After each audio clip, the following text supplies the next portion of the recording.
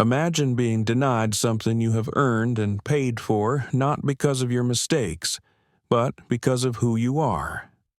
William Price, a dignified black man in his 70s, faces this harsh reality when his first-class ticket mysteriously disappears just moments before boarding.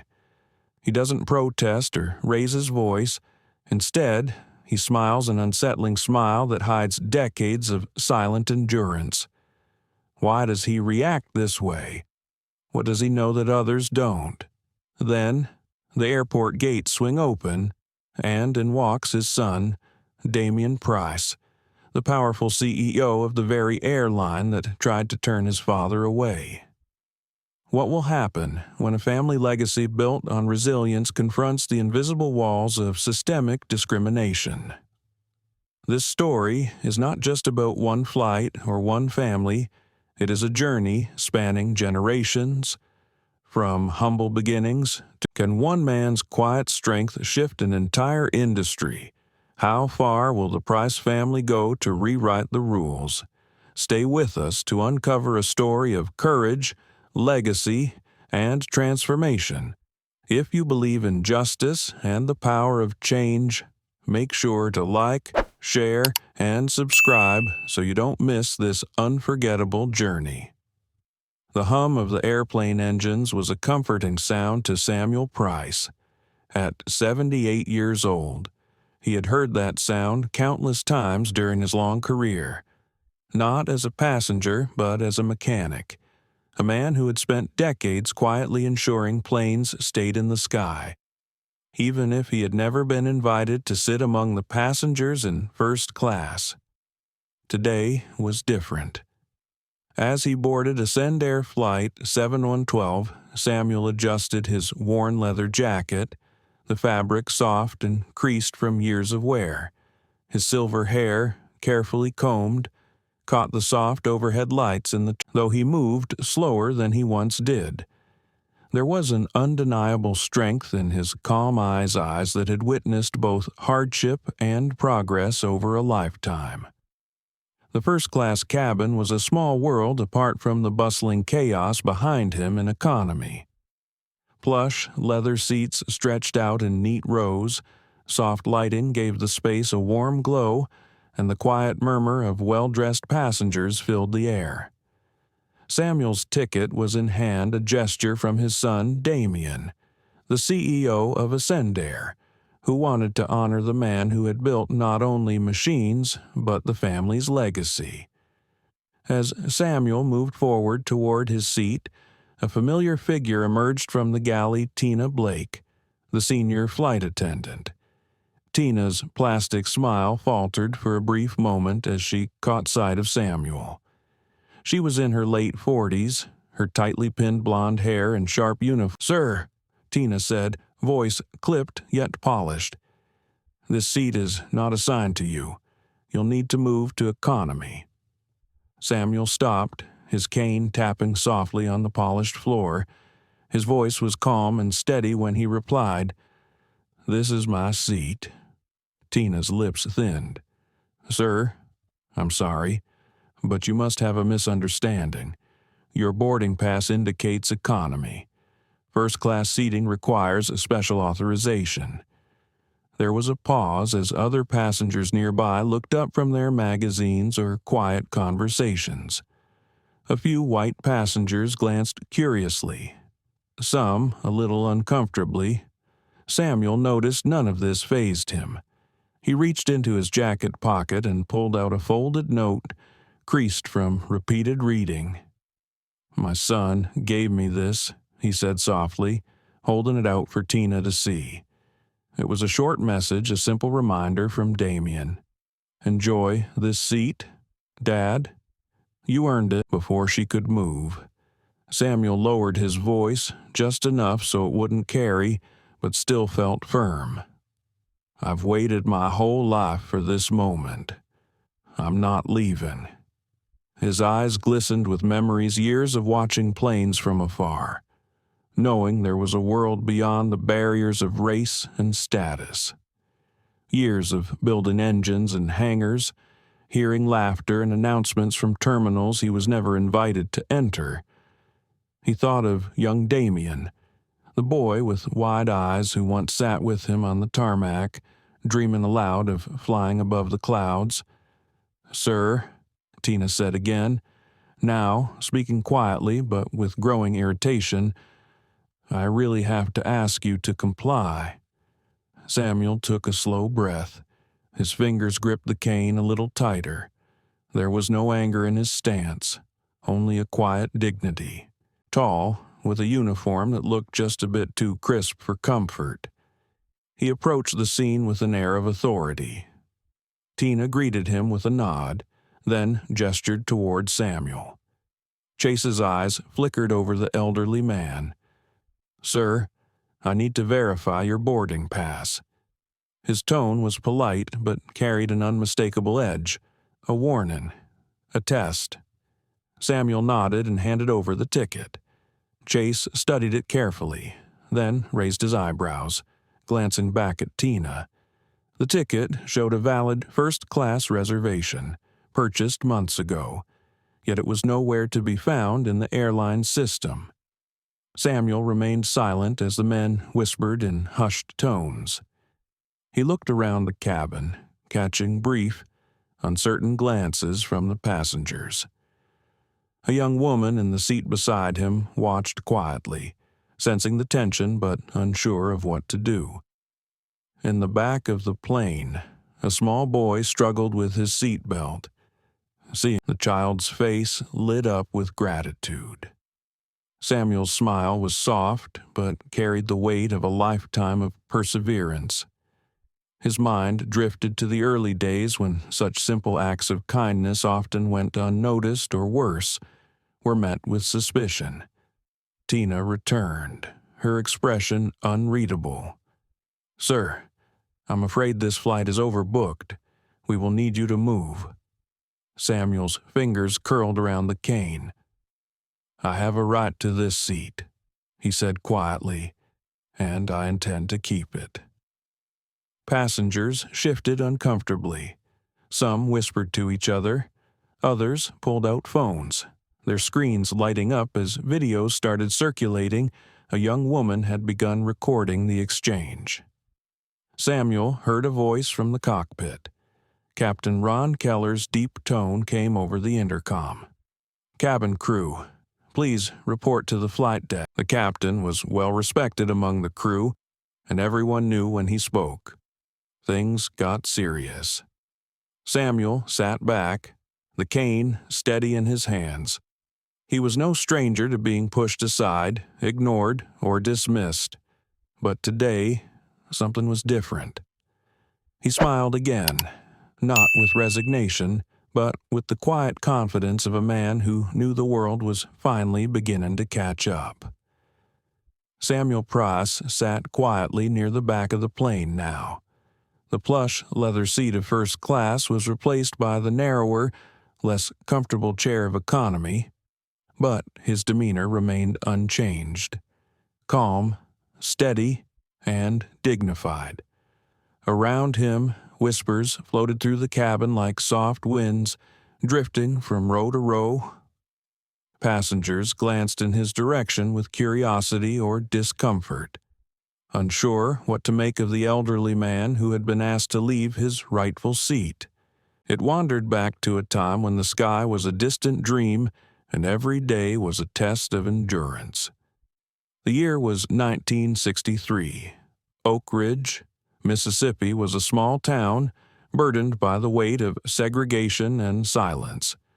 Samuel was just 19 then, a young man with hands roughened from hard work and eyes full of unspoken hope. The world was shifting, but not fast enough.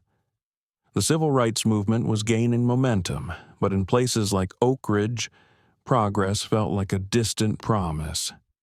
Samuel's father, Elijah Price, was a janitor at the local airport, a tall man with a quiet strength. Elijah worked tirelessly behind the scenes, polishing floors and cleaning windows while planes soared overhead. Samuel often accompanied his father on weekends, pressing his face against the glass to watch the aircraft take off into the endless blue.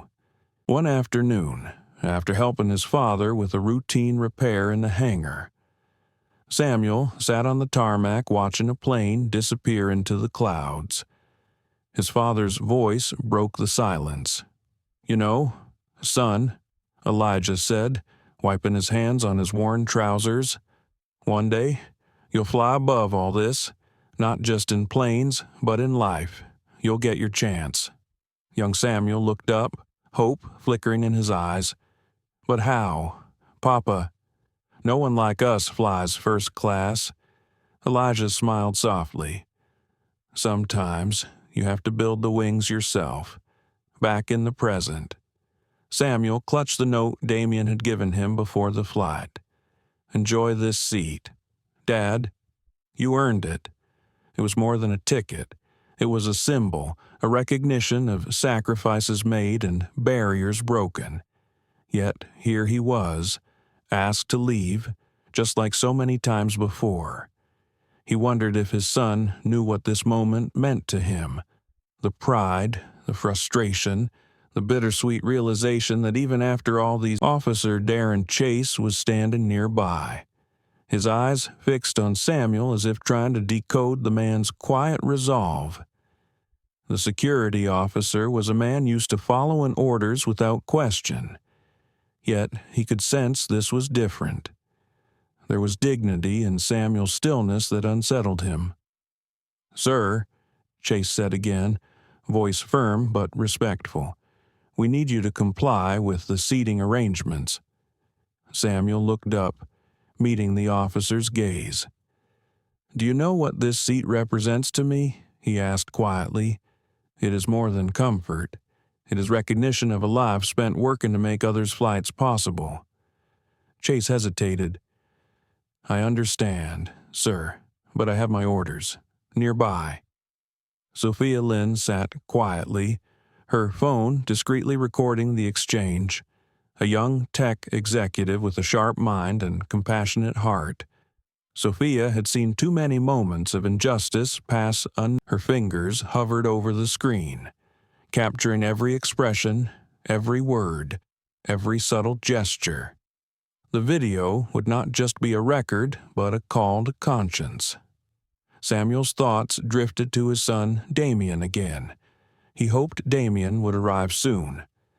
The CEO of AscendAir was known for his calm, strategic leadership. If anyone could change the tide, it was Damien. The plane's engines hummed steadily as if reminding everyone that, despite the turmoil within the cabin, they were all still moving forward, whether willingly or not. Samuel closed his eyes for a moment and took a deep breath. The memories came flooding back. The moments of exclusion, the sideways glances, the unspoken rules that kept him and his family in their place. He remembered walking into a diner in a nearby town as a young man. The waitress had refused to serve him, saying, "We don't serve." He thought of the countless nights working late into the morning, fixing engines, ensuring flights departed on time, while dreaming of a day when he and his family would be judged not by the color of their skin, but by their character. That day had come. In a way, Damien Price was CEO now, a black man leading one of the nation's largest airlines. It was a testament to the progress made and the work still ahead. Suddenly, a voice came over the cabin intercom. "Ladies and gentlemen, this is your captain speaking. We will be experiencing a brief delay. Please remain seated with your seat belts fastened." Samuel opened his eyes and scanned the cabin. Passengers murmured among themselves, the tension palpable. He noticed Tina Blake, the senior flight attendant, speaking quietly to Officer Chase near the front. Her expression was tense, lips pressed in a thin line. The boy fidgeted nervously, clutching a small model airplane. Samuel reached over and placed a gentle hand on the boy's shoulder. "Dream big," he whispered. The sky is yours." The boy smiled shyly.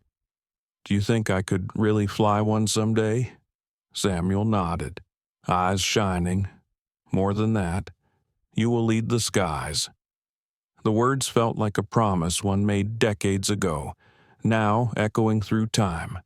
Elsewhere, Sophia's video was already circulating. Notifications pinged rapidly on her phone.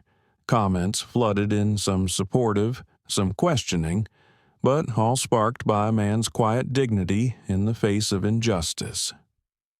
The cabin doors opened, and Captain Ron Keller stepped into the aisle.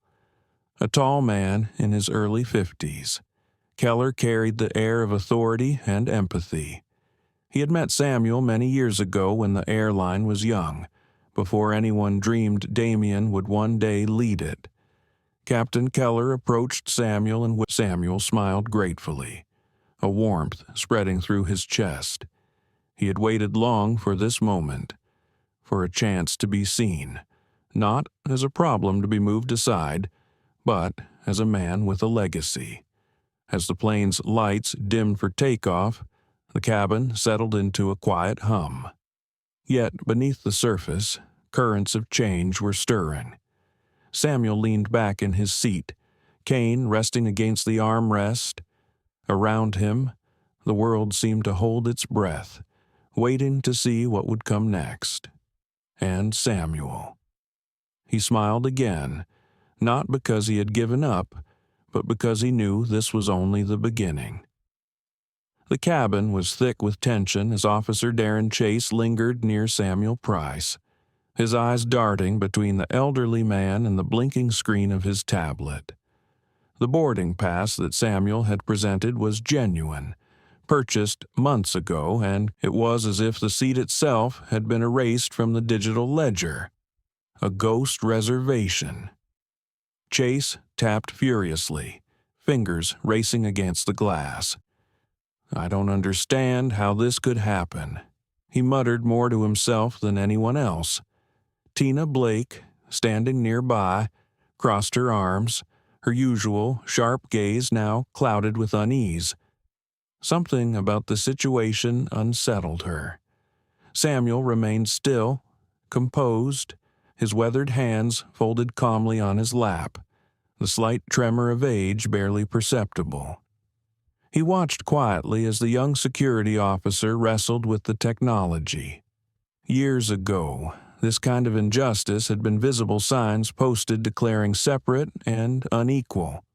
Today, it was subtler, hidden in code and algorithms, invisible to most but just as real. The video that Sophia Lynn had recorded continued to spread across social media. Many wondered why a man who had done nothing but quietly board his flight was being treated like a problem. The phrase, "Why to stand with Samuel," was already trending. As the digital world reacted, the real world within the cabin was a mix of confusion and quiet defiance.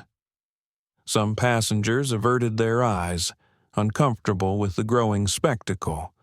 Others exchanged glances, silently questioning the fairness of what was unfolding. Chase looked up from his tablet, voice measured. "Sir, I need to ask you to come with me to the cockpit. The captain would like to speak with you." Samuel nodded without hesitation. He rose slowly, cane in hand, his movements deliberate and dignified. As he passed, passengers offered nods of respect, some discreet smiles. The boy with the model airplane watched in awe. The corridor leading to the cockpit was narrow. When he reached the door, Captain Ron Keller was already waiting, leaning slightly against the frame, his face thoughtful. "Samuel." Keller greeted warmly. "It's been too long." "It has, Captain," Samuel replied, his voice steady but warm. "Thank you for seeing me." Keller gestured inside. "Please, have a seat." The cockpit was cramped but orderly, instruments blinking quietly in the soft light. Keller's co-pilot glanced up briefly but returned to his duties without a word. "What's happened back there?" Samuel asked. "Why was I asked to leave first class?" Keller sighed, pulling the chair closer. "There's been an error in the booking system, a glitch that seems to disproportionately affect certain passengers." He looked down, then back at Samuel. "We are investigating. It appears some tickets assigned to minority passengers are being flagged or removed without explanation. We suspect it's a flaw in the override system. Someone with the ability to manually change seating arrangements may be abusing that power." Samuel's eyes narrowed. "And Tina Blake. Is she involved?" Keller hesitated. "I can't say for sure. Tina has been with the airline for decades, very experienced. But there have been complaints over the years. Some passengers have reported unprofessional behavior, though nothing ever serious enough to warrant action." Samuel let the words sink in. He thought of the countless times he and his family had been subjected to microaggressions and blatant discrimination. Now, even systems meant to serve everyone equally were skewed by hidden biases. "Captain," Samuel said, voice firm, "this is not just about me. It is about the countless others who have been pushed aside, and I want to help make it right." Back in the cabin, Tina Blake was pacing nervously. The weight of the situation pressed on her like a storm cloud. She had built her career on control and precision, but today she was losing her grip. The video, the growing murmurs, and now the captain's involvement, it all threatened to unravel years of authority. Officer Chase stood nearby, equally tense. His initial confidence had eroded under the weight of uncertainty. He had followed orders without question, but now he wondered if those orders were just... Meanwhile, Sophia Lynn quietly moved through the cabin, checking on passengers. Her phone buzzed with messages from friends and colleagues praising her courage for recording the incident. She felt the power of technology to expose truth, but also the responsibility it carried. As the plane cruised steadily, a flight attendant approached him with a soft smile and a cup of water. "Mr. Price, if you need anything, please let me know." He nodded gratefully. "Thank you. I will." Throughout the cabin, small acts of kindness and solidarity began to ripple. A woman offered her blanket to an elderly passenger. A young man helped a mother with her stroller. In the face of injustice, humanity found its quiet voice. Samuel closed his eyes briefly and remembered his father's words. "Build the wings yourself." He had built his wings over a lifetime of determination. Now, it was time for others to take flight. The tension inside AscendAir Flight 7 on 12 was thick enough to cut with a knife. Passengers shifted in their seats, whispering to one another. The hum of the engines and the occasional clatter from the galley were barely enough. Suddenly, a ripple of movement spread through the cabin. Heads turned toward the entrance. A figure appeared, tall and confident, moving with the ease of a man who belonged everywhere he went. Damien Price, CEO of AscendAir, had arrived. Damien was in his early 40s, with a sharp jawline and eyes that carried both warmth and authority. His tailored navy suit fit perfectly, the subtle gold pin on his lapel catching the light the insignia of the airline he now led. His presence was magnetic. The quiet dignity that surrounded him demanded respect. As he approached the first-class section, flight attendants straightened up, and passengers glanced up with curiosity and anticipation. Tina Blake's face paled when she saw him. It was clear she recognized who he was immediately. The senior flight attendant tried to maintain her composure, but the tension in a subtle smile crossed his lips. This was the man who had built the foundation for everything Damien had achieved. The man who had dreamed of first-class seats long before Damien had imagined running an airline. "Dad," Damien said, his voice calm but firm as he approached Samuel. "Is everything all right?" Samuel looked up, returning his son's gaze. "It is now." The cabin seemed to hold its breath as Damien turned toward the flight crew. "There seems to be a problem here," he said, his tone controlled but carrying undeniable authority. Tina stepped forward, her plastic smile slipping slightly. "Mr. Price, sir, there appears to be a discrepancy with your father's ticket. Our system does not show a first-class reservation for him." Damien's eyes narrowed slightly. "That is impossible. My father's ticket was purchased months ago and confirmed repeatedly." He turned to Officer Darren Chase, who was standing nearby. "Can you explain why the system is showing no record of this valid purchase?" Chase looked uncomfortable, but nodded. "There appears to be a system error, a glitch affecting some tickets, particularly those booked under certain profiles." Damien's voice rose slightly, enough to command the attention of everyone around. "This is unacceptable. I want a full investigation starting immediately." Passengers in first class exchanged glances. Some nodded in support, others whispered anxiously. The video footage that Sophia Lynn had shared was already making waves on social media, but now the CEO himself was addressing the problem publicly. Samuel watched his son with pride but also a twinge of sadness. The fight for dignity was not new to him. It had been the undercurrent of his entire life. Yet here was Damien, standing not just for himself, but for every passenger who would. "We are addressing a technical issue and will update you as soon as possible." Damien turned to Tina Blake again, his voice softer but no less firm. "I expect full cooperation. This kind of behavior will not be tolerated on my airline." Tina nodded, defeated. She understood the weight of the moment. The airline was no longer the place where small injustices were swept under the rug. It was a company under new leadership, one that would demand accountability and change. Damien sat down beside his father, placing a reassuring hand on Samuel's shoulder. "You shouldn't have had to go through that." Samuel smiled softly. "I never imagined it would come to this, but I'm glad you're here now."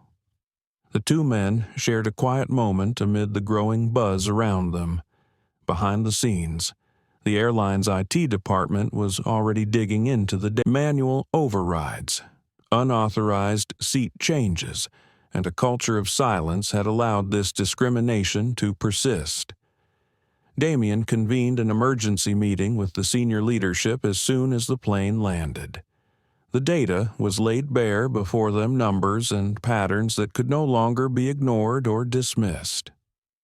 "This is systemic," Damien declared, "not the result of one or two mistakes, but a culture that tolerated bias and failed to protect our passengers. We are going to fix this." There was silence in the room. Some executives looked shocked, others wary. One man cleared his throat nervously. "This will be costly. Shareholders will expect answers. We cannot afford disruptions." Damien's eyes flashed. Discrimination is far more expensive. It costs trust, loyalty, and ultimately, our future. I won't allow this to continue. He outlined a plan: immediate suspension of manual overrides without supervisor approval, comprehensive retraining focused on unconscious bias, a transparent complaint review process, and a new mystery passenger program to monitor service quality. The airline's boardroom was tense, but Damien's leadership was clear. He was not just protecting the bottom line, He was redefining what success meant for AscendAir. Back at home, Samuel and Damien reflected on the day's events. The moment was bittersweet, painful memories confronted with the promise of transformation. "Dad," Damien said quietly, "your struggles paved the way for everything we are doing now." Samuel nodded, pride filling his chest. "And your leadership will open doors for the generations to come. The next generation, unaware of the battles fought before them, but destined to inherit a world shaped by those who dared to challenge it." The hum of the engines was steady, the familiar rhythm a small comfort in the midst of the turmoil that still simmered beneath the surface of AscendAir Flight 712.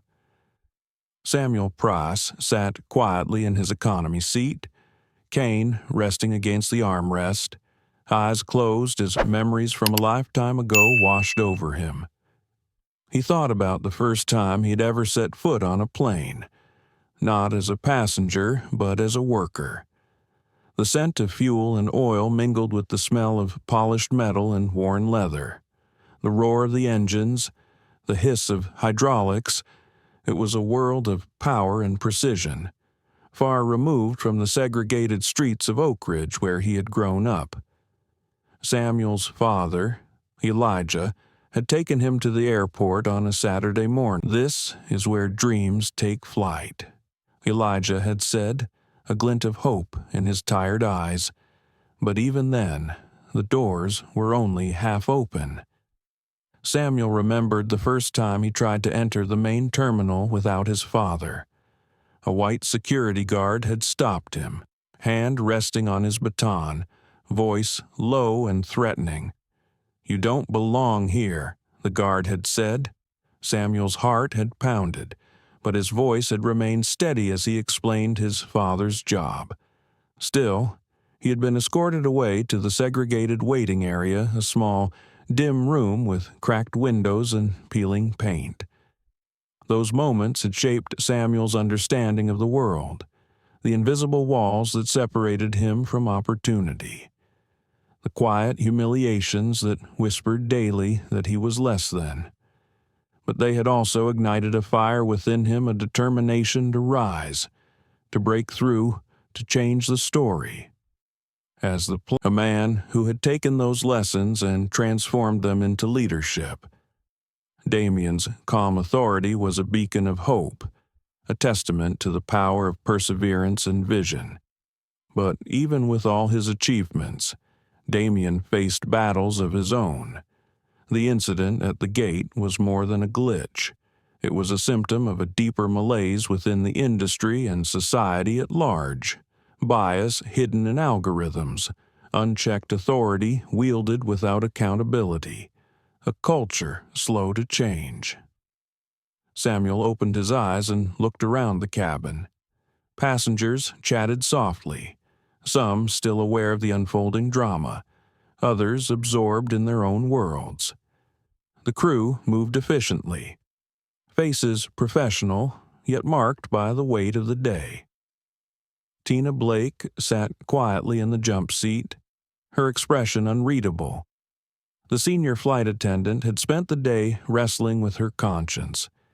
Years of ingrained attitudes and unspoken rules clashed with the stark reality of being confronted by the CEO's own father. She thought back to the early days of her career, when the airline was smaller and the hierarchy rigid. The unspoken expectation to maintain order, to keep passengers in their assigned places, to avoid rocking the boat. But she also remembered moments of kindness, glimpses of change, and the hope that someday the skies would be truly open to all. Officer Darren Chase, meanwhile, was reviewing the reports again, troubled by the inconsistencies. He was a man who prided himself on fairness and duty, but today's events forced him to question how deeply bias could infiltrate even the most supposedly neutral systems. Across the aisle, Sophia Lynn quietly reviewed the growing flood of social media responses. Her video had sparked conversation, outrage, and calls for reform. She felt a mix of satisfaction and responsibility. Technology could shine a light on injustice, but real change required courage and commitment from those in power. Damien moved through the cabin with purpose, checking on his father, speaking briefly with crew members, and maintaining a steady presence. His leadership was tested not just by the immediate crisis, but by the challenge of transforming a culture resistant to change. Later, in a private meeting room at the airport, Damien sat with his senior team. The preliminary audit had revealed troubling patterns, disproportionate seat downgrades, unexplained cancellations, and a troubling concentration of incidents affecting minority passengers. "We are at a crossroads," Damien said quietly but firmly. "This isn't just a PR issue. It's a fundamental question of who we are as a company. Do we continue the old ways, or do we lead real change?" The room was silent. Some executives exchanged uneasy glances. The path forward would require not only policy changes but a transformation of attitudes and accountability. Meanwhile, back on the plane, Samuel felt a mix of exhaustion and hope. The fight had been long, and the road ahead was uncertain. But today had shown that the old barriers were cracking. His thoughts turned to the young boy beside him, who had asked if he could fly someday. The boy's question echoed the hopes Elijah had whispered to him decades ago. Samuel smiled softly. The wings were no longer just his to build. They belonged to the generations rising behind him. As the flight began its descent, the cabin lights brightened. Passengers prepared for arrival, some still speaking quietly about the events that had unfolded. Change was in the air, not just in the technology and policies, but in the hearts and minds of those who had witnessed dignity and courage in action. Samuel leaned back, closing his eyes briefly. The journey was far from over, but with every flight, with every step, the sky was becoming a little more open. The boardroom at AscendAir was stark and modern, yet beneath the polished surfaces and sleek design, attention gripped the space like a heavy fog. Damien Price stood at the head of the table, eyes scanning the faces of executives and department heads seated around him. Each held their own mixture of apprehension, defensiveness, and curiosity. The fallout from the gate incident was far from over. The airline was under scrutiny from the public, regulators, and shareholders alike. Social media campaigns demanded accountability, and media outlets were eager to uncover every detail. Damien knew this was not just a challenge to the company's reputation, but a test of his leadership. He began, his voice steady but resolute. "We have clear evidence that systemic bias has influenced our operations in unacceptable ways. This is not a matter of isolated incidents, but a pattern that demands immediate and comprehensive action." Several executives shifted uncomfortably. The airline's culture, steeped in tradition and long-standing practices, was resistant to change. Some saw the CEO's push as a threat to the status quo. Edward Caldwell, the chief financial officer, spoke up cautiously. "Damien, the financial implications could be significant.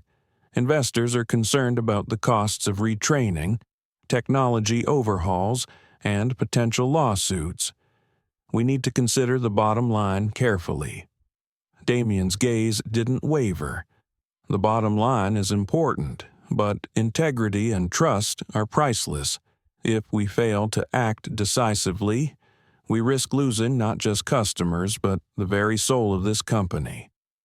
He presented a multi-phase plan: suspension of manual seat overrides pending a full audit, mandatory unconscious bias training for all employees, a hotline for passengers to report discriminatory behavior anonymously, and the creation of a diversity and inclusion task force with real authority.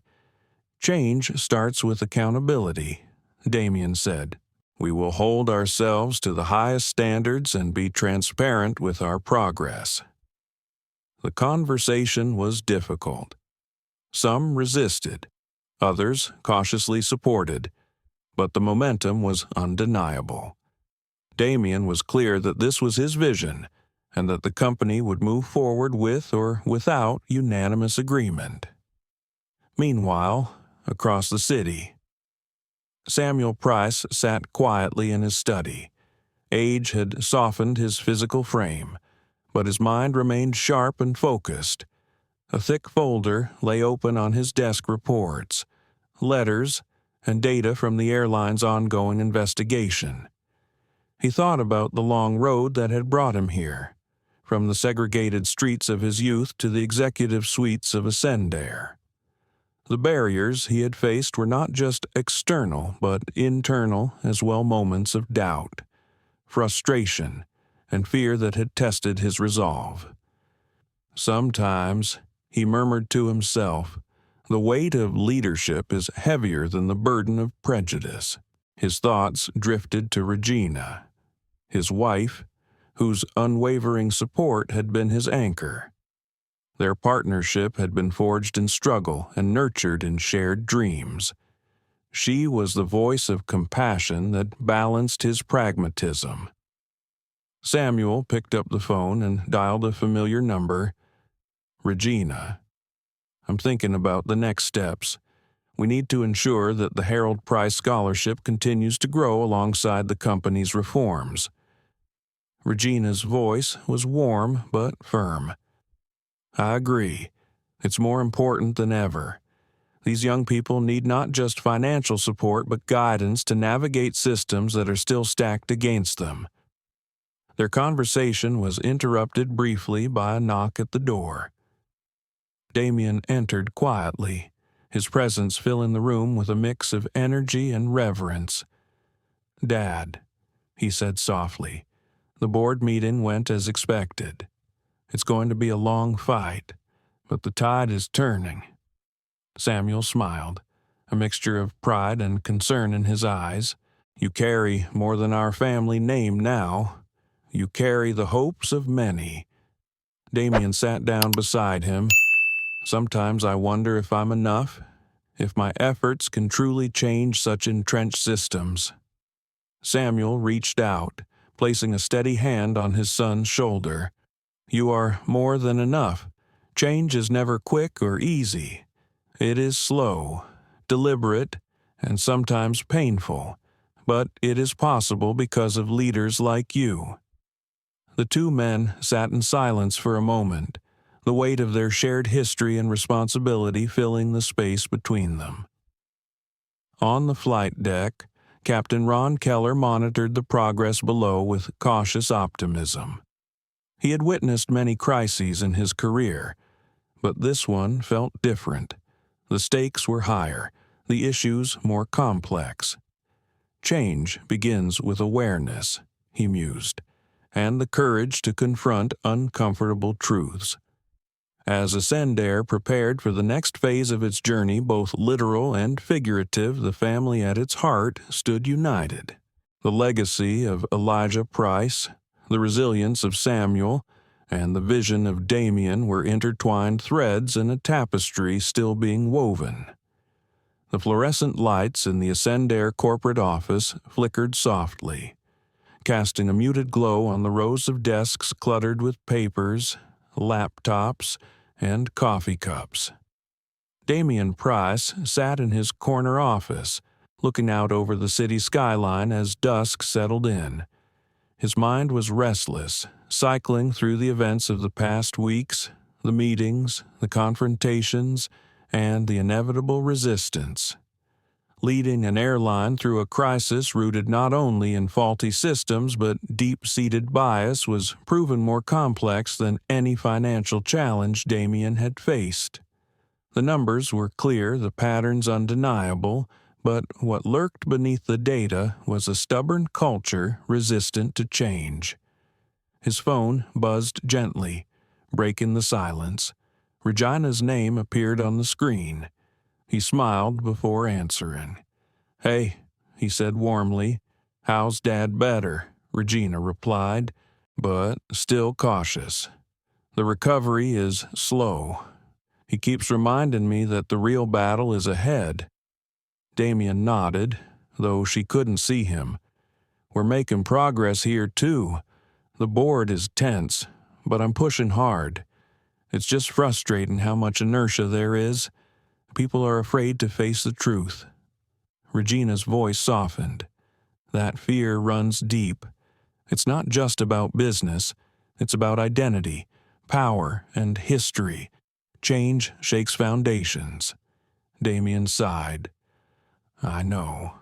Sometimes I wonder if I'm fighting a battle that will never end." "You're not alone," she assured him. "And remember, you're building on the sacrifices of generations before you. That gives you strength." Their conversation lingered on hope, legacy, and the importance of persistence before Regina gently ended the call, reminding Damien to take care of himself. As he set the phone down, Damien's thoughts drifted to his father, Samuel, a man who embodied dignity and quiet strength in the face of daily indignities. Samuel's life was a testament to perseverance, but it was also a reminder of how many still bore the scars of systemic injustice. That evening, Damien attended a staff meeting with the Diversity and Inclusion Task Force. The room was filled with a mix of seasoned employees, new hires, and external consultants brought in to help guide the company's transformation. The atmosphere was cautiously hopeful, but tinged with skepticism. "Today," Damien began, "we confront the unseen. Bias isn't always overt, it's often subtle, embedded in our policies, our technology, and even our daily interactions. Recognizing this is the first step to creating real change." Marissa Cole, the task force chair and an experienced human resources leader, shared preliminary findings from employee surveys and customer feedback. "There is resistance, yes," Marissa said candidly. "But there is also a genuine desire among many employees to learn and grow. Our training programs are being revised to focus on empathy, awareness, and practical strategies for inclusion." A younger employee, Jordan Lee, spoke up. "I appreciate the focus on unconscious bias. It's something I hadn't thought about deeply before. But it's hard when some of my colleagues dismiss these efforts as unnecessary." Damien nodded. "That's part of the challenge. Education isn't a one-time event. It's ongoing. We must create spaces where difficult conversations can happen safely." After the meeting, Damien retreated to his office, the weight of responsibility settling around him like a heavy cloak. The legacy of his family, the dreams of those who came before, and the expectations of a new generation all rested on his shoulders. He pulled out an old photo of his father, Samuel, as a young man standing beside a battered pickup truck outside a small mechanic's garage. The image captured more than a moment. It held a story of struggle, hope, and quiet determination. Damien thought about how far they had come from segregated waiting rooms and denied seats to a CEO confronting discrimination at the highest levels of the company he led. Yet the work was far from finished. That night, back at home, Samuel sat in his favorite chair, the room filled with the soft ticking of a grandfather clock and the muffled sounds of the city outside. He felt the limitations of age creeping in, but remained mentally sharp. His reflections were interrupted by a knock at the door. It was Gabriella Hayes, a young woman from the first cohort of the Harold Price Scholarship. Gabriella was now a rising star within AscendAir's customer service department and an active advocate for change within the company. "Mr. Price," she said softly, "I wanted to thank you again. Your story inspired me to keep pushing, even when it gets hard." Samuel smiled, warmth lighting his eyes. "That means more than you know. The work you and others are doing is the future." Gabriella sat down beside him. "Sometimes I feel like we're fighting invisible battles. People don't always see the harm or understand how it lingers." Samuel nodded knowingly. "The battles may be invisible, but their effects are real. It's why persistence matters." Their conversation shifted to the scholarship program and its evolving role in nurturing not only academic excellence but leadership, resilience, and community. "Leadership," Samuel said quietly, "is about lifting others as you rise. That is the legacy we must pass on." Outside the window, the city lights twinkled, a reminder of countless lives touched by progress and the promise of what was still to come. The terminal buzzed with the usual mixture of excitement and impatience as passengers lined up to board AscendAir Flight 712. The sun was just beginning to dip below the horizon, casting a warm amber glow through the glass walls, yet beneath the surface, tensions lingered, old wounds that had yet to fully heal. Damien Price stood near the boarding gate, overseeing the final preparations for the flight. The memory of the gate incident still weighed heavily on his mind. It was a stark reminder of the work that lay ahead, not just within AscendAir but in society as a whole. His gaze drifted toward the crowd, searching for familiar faces among the passengers and staff. Among them was Gabriella Hayes, now a seasoned flight attendant and a beacon of the change AscendAir aimed to embody. Damien's phone buzzed. A message from Marissa Cole popped up. The latest diversity metrics show improvement, but also highlight pockets of resistance. "Let's discuss." He tapped a quick reply, agreeing to meet after the flight. Change, he knew, was never linear. The boarding process moved smoothly, passengers settling into their seats. Damien took a moment in the cockpit, exchanging quiet words with Captain Ron Keller. The pilot's steady presence was a source of reassurance amid uncertainty. As the plane ascended, Damien's thoughts turned inward. Leading a company through transformation was a heavy burden.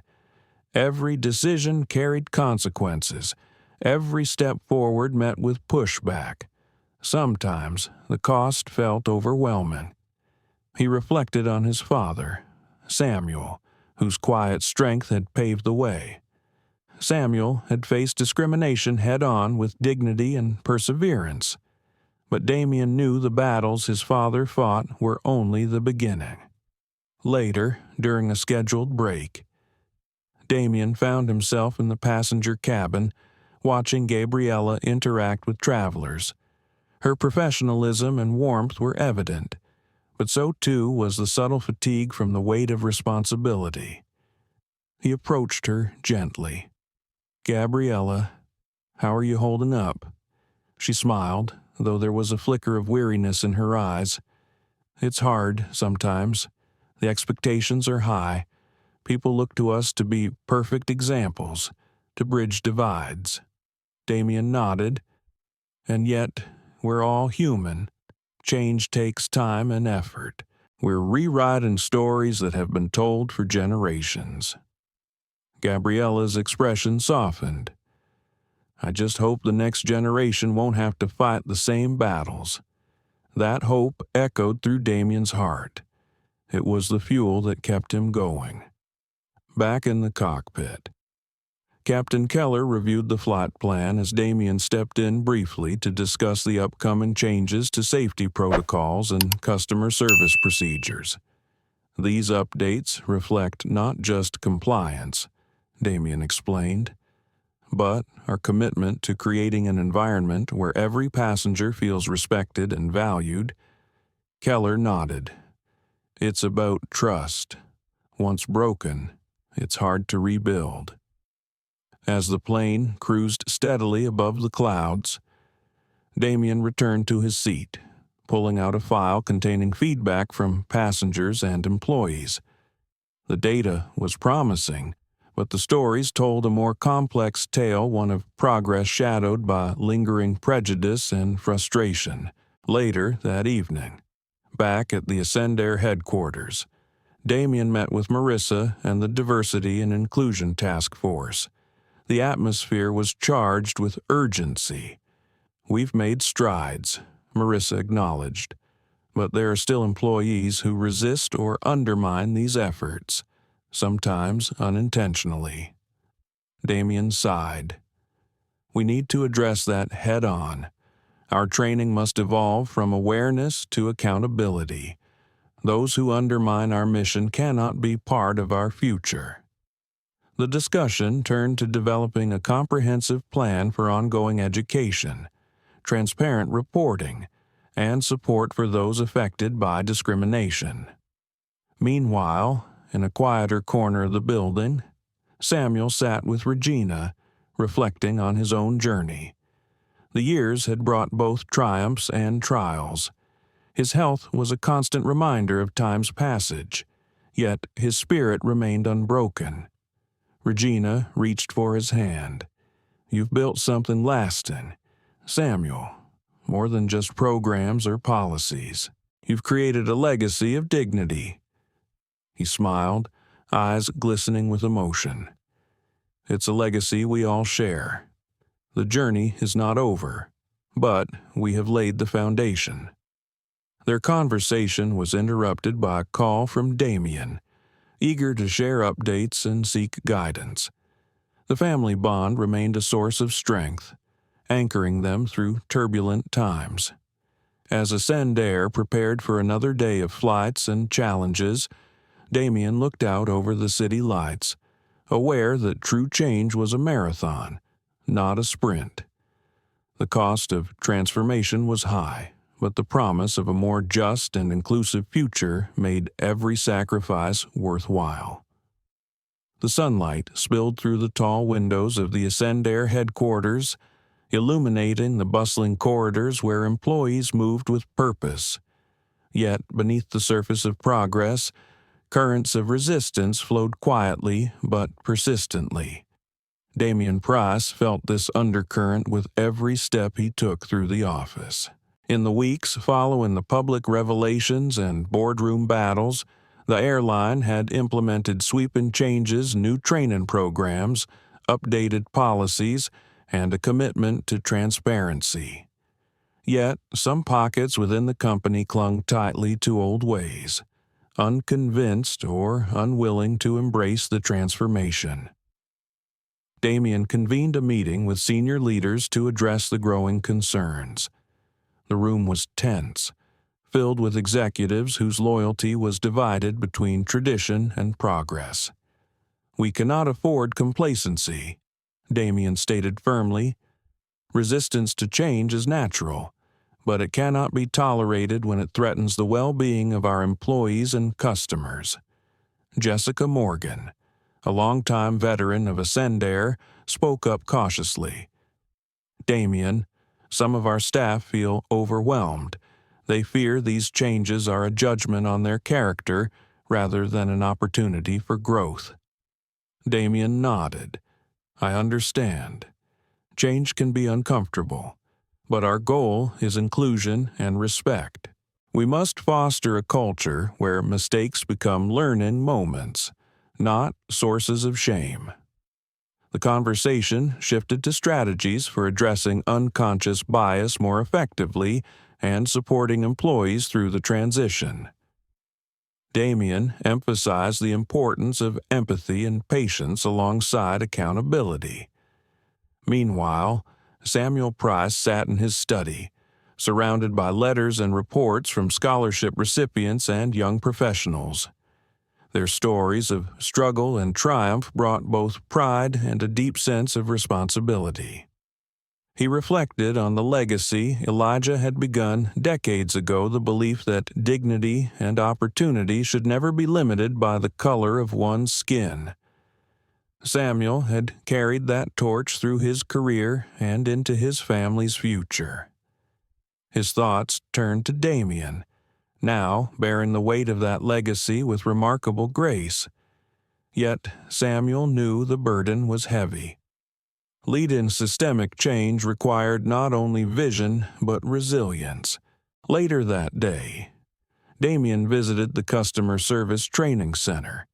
He watched as a group of employees engaged in a workshop focused on empathy and communication. The facilitator encouraged participants to share personal experiences and listen actively. Damien recognized the power of these moments. True change wasn't about mandates or memos. It was about human connection and understanding.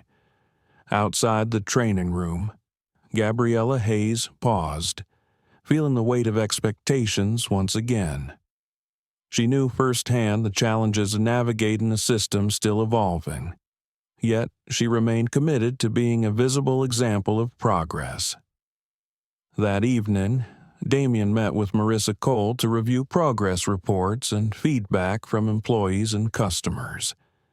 The data showed promising trends: improved satisfaction scores, reduced complaints related to discrimination, but also highlighted areas needing attention. "We're making strides," Marissa said, "but this is a marathon, not a sprint. Ongoing engagement and leadership support are crucial." Damien agreed. "We must remain vigilant and adaptable. Our commitment can never waver." As night fell, Damien sat alone in his office, contemplating the complexities of leadership.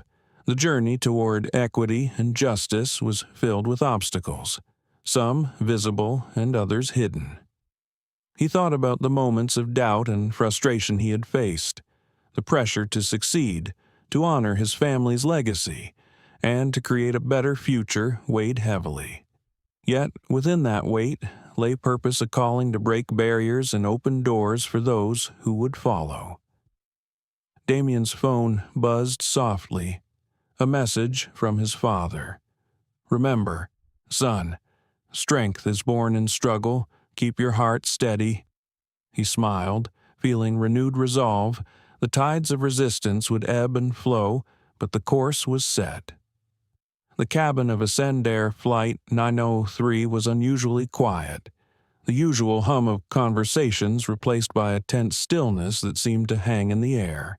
Passengers settled into their seats, some unaware of the undercurrents shaping this journey, others acutely attuned to the weight of history and change unfolding just beneath the surface.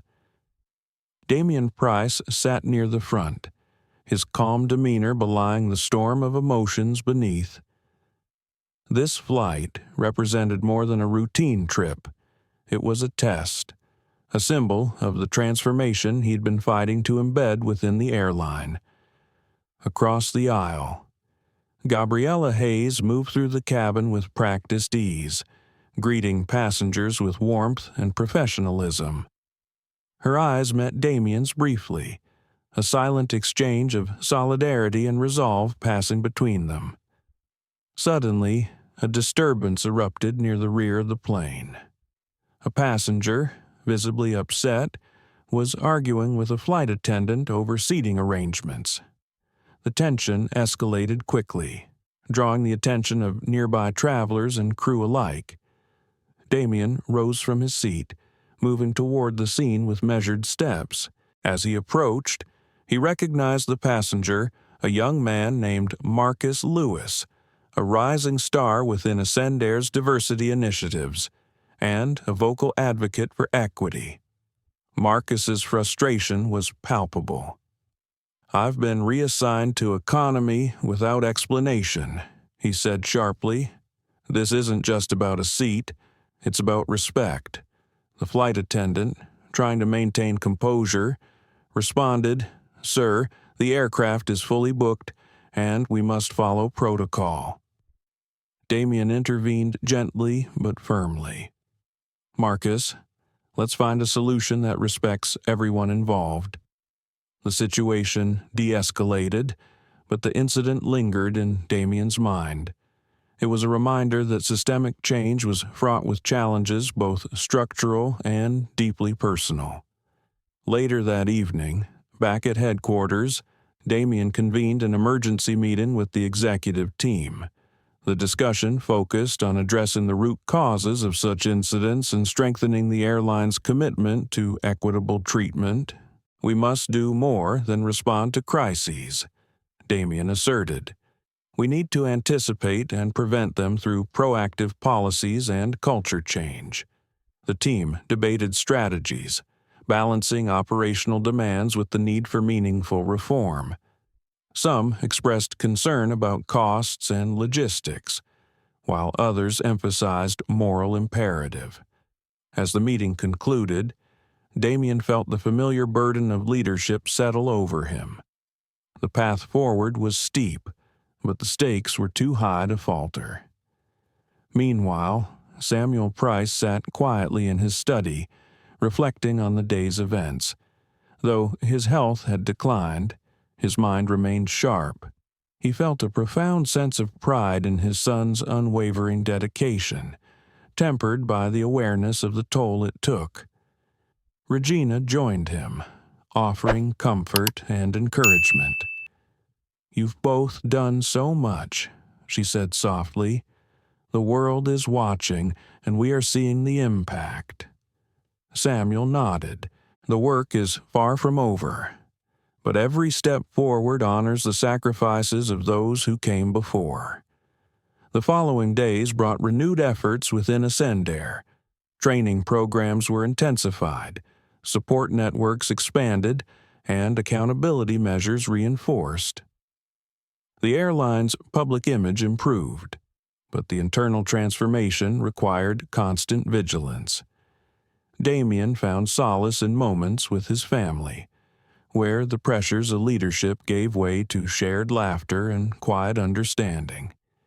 Yet even in these moments, the weight of responsibility lingered. One evening, as he stood on the balcony overlooking the city lights, Damien whispered to himself, "For every door opened, there are battles fought in the shadows. I will carry this fight as long as it takes."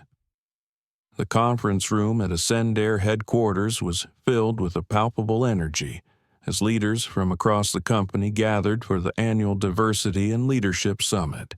This event was no longer just a formality.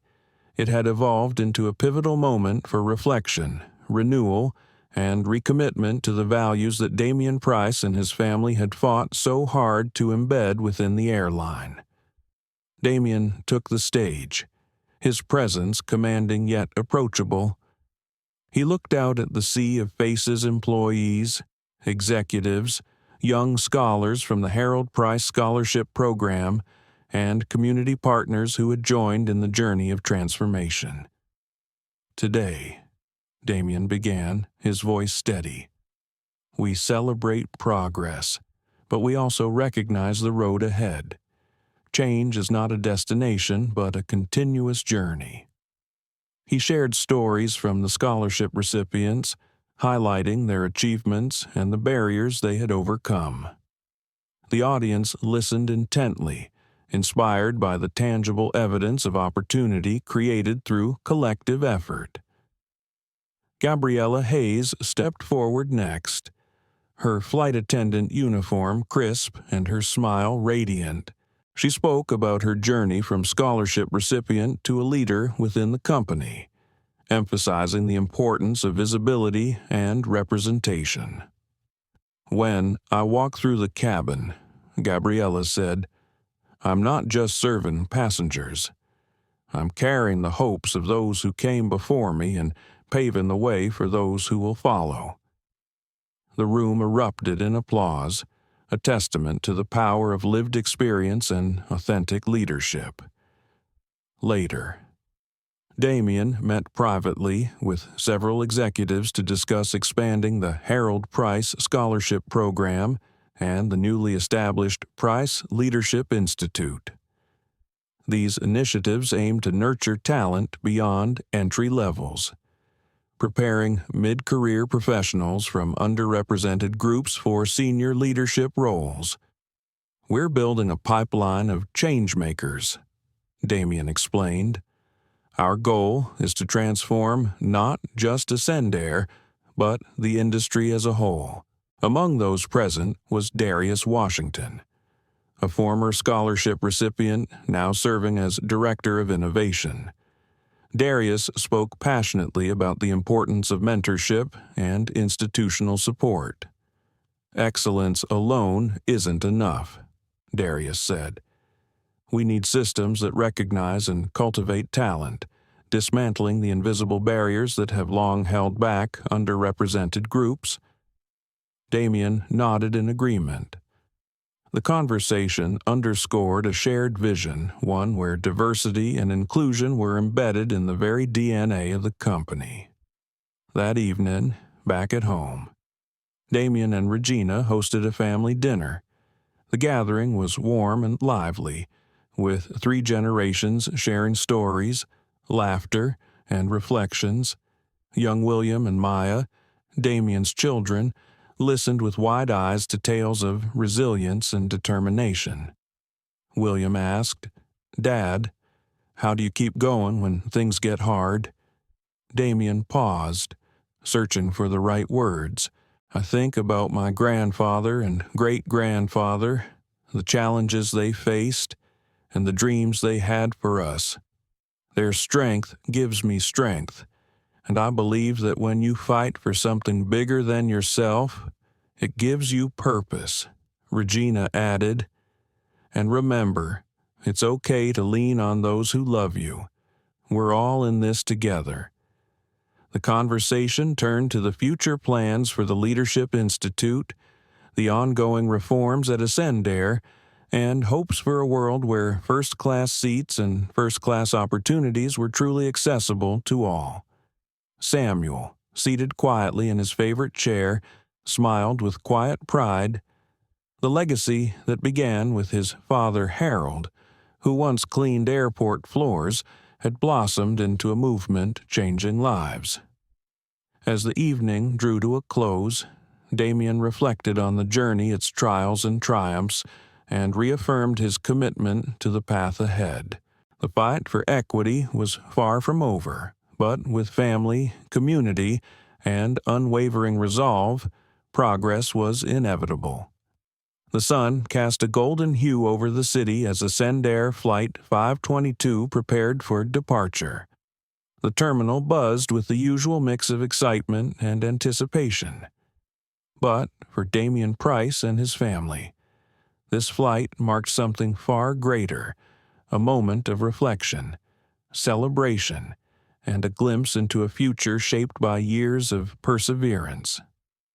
Damien sat comfortably in his first-class seat, a position once unthinkable for his family but now emblematic of progress and possibility. Beside him was Regina, her hand resting gently on his, a quiet reminder of the partnership that had sustained them through every challenge. Young William and Maya, their eyes wide with wonder, marveled at the view from the window. For them, flying was ordinary, a birthright hard won by generations before. As the plane lifted smoothly into the sky, Damien's thoughts drifted to the journey that had brought them here.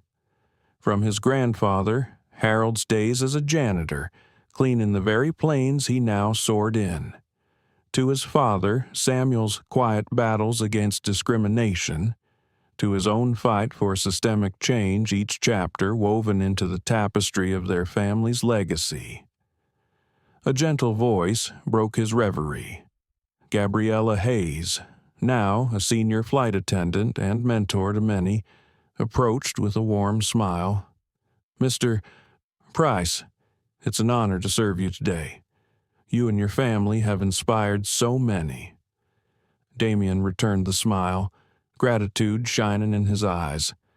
"Thank you, Gabriella. It's thanks to dedicated people like you that our vision becomes reality." The flight continued with a sense of calm and purpose, a microcosm of the world Damien aspired to help build, one where dignity and respect were the standard, not the exception. Later, in a quiet moment near the galley, Damien found himself speaking with Marcus Lewis, a rising executive and former scholarship recipient who had become a powerful advocate within AscendAir. "Every time I board a flight now," Marcus said thoughtfully, "I think about the barriers that once seemed insurmountable. What you and your family have built is more than a company. It's a movement." Damien nodded. "It's a shared journey. Each of us carries the responsibility to push forward, to open doors for those who follow." The plane's intercom crackled softly, announcing the beginning of the descent. As passengers prepared for landing, Damien glanced at the faces around him, diverse, hopeful, and full of promise. He thought about the scholarship recipients now spread across the aviation industry, pilots, engineers, executives, each a testament to the power of opportunity and perseverance. As the wheels touched down smoothly on the runway, Damien felt a surge of pride tempered by humility. The path had been long and fraught with obstacles, but the destination was a world inching closer to equity and justice. Back on solid ground, Damien and his family joined a group of community leaders, scholars, and employees for the dedication of the new Harold Price Terminal. The space was a living monument to the journey, a blend of modern design and historical reverence, featuring exhibits chronicling the Price family legacy and the broader struggle for equality. Samuel, seated in a place of honor, watched with tears glistening in his eyes. The journey that began with his father's humble work had blossomed into a beacon of hope for countless others. Damien took the podium, his voice clear and resolute. "This terminal is more than bricks and mortar. It is a symbol of progress born from perseverance. It stands as a promise that dignity and opportunity will be the inheritance of every traveler who passes through these doors." The crowd erupted in applause, the sound echoing with the weight of history and the promise of tomorrow. That evening, as the family gathered for a quiet dinner, Damien reflected on the lessons learned and the work yet to be done. "Legacy," he said softly, "is not just what we leave behind, but what we inspire in others. It is the flame passed from generation to generation, lighting the way forward." Regina smiled, squeezing his hand, "and it is a flame that will never go out." As the night deepened, Damien gazed out at the stars, hopeful for the future, a future where first-class seats and first-class opportunities were available to all, regardless of race, background, or circumstance. The Price family's story was one of courage, resilience, and unwavering belief in a better world. It was a story still being written, carried forward by those who dared to dream and fight for justice. The journey continued, flight by flight, generation by generation, toward a horizon of true equality. William Price's story is a testament to the enduring spirit of those who have been denied, overlooked, and underestimated yet refused to be silenced. Through decades of quiet dignity and fierce determination, William and his family not only confronted injustice, but transformed it, turning pain into opportunity for thousands who followed. This is more than just one man's victory. It's a call to recognize the ongoing fight against discrimination and the urgent need for empathy, equity, and real systemic change. As you reflect on this powerful journey, remember that every act of bias, no matter how small, leaves scars, yet every act of courage, however quiet, builds bridges toward a more just world. If this story moved you, if it sparked a flame of hope or a call to action within you, please like, share, and subscribe to our channel. Together, we can keep these important conversations alive and inspire change one story at a time. Stay tuned for more stories that challenge, uplift, and remind us of the power in standing up for what is right.